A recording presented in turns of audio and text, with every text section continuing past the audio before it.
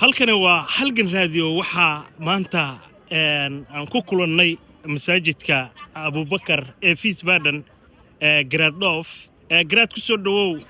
raadiyo halgan. Assalaamu calaykum waraxmatullaahi wabarakaatu. waa dhawahay raadiyo halgan aad baad u mahadsantiin munaasabada ciidda aad nagala soo qayb gasheen iyo maalin farxadeed waad u jeedaa waxa magaalada Fiisbaden looga ciiday si farxad leh dabaashaadka ciidda oo noo socda waxa weeye ma sha Allah sida lagu magaalo mataana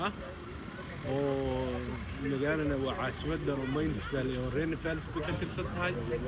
kana waa caasimaddii haysan oo Fiisbaden baa la yiraahdaa labada magaalo way isku hal masaajid biriga hore waxa looga ciiday si aad iyo aad u saameyn oo wanaagsan wali ilaahay hadda waxa socda munaasabadii ciidda ilaahay hadda Soomaalidu ma taqaana ma sha Allah waxa waa la dareemayaa saameynta ciidda ma sha Allah. Okay, baaqaaga ugu dambeeya ummadda Soomaaliyeed iyo dalkii aad u diraysay. baaqayga ugu dambeeya ummadda Soomaaliyeed u dirayo wari Cabdinaasir raadiyo halgan jarmalka aad bad hortu maadsanta fikrada dahabiga ee ciidda ay siisay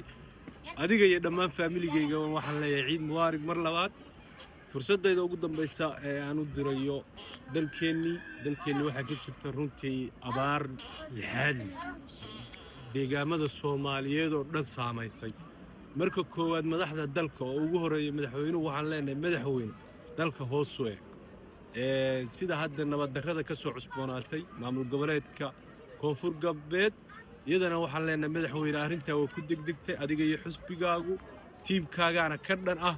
in colaad lagu qaado lafta gareen taana dib uga laabamaan leenahay dadkeena waxaan ugu ducaynayaa ugu dambeyntii ilaahu abaarta ka saar ilaahu waxaan ka baryanaa roob mid aan waxbana yeelin oo degdega runtii waxaan leeyahay Soomaalidu meel walbay joogto dal iyo dibadna isku damqada oo waxa weeye dalkii waliba qurba joogta waxaan ku boorinayaa in dalkii gacan laga geysto waana salaamantay weli soo dhaw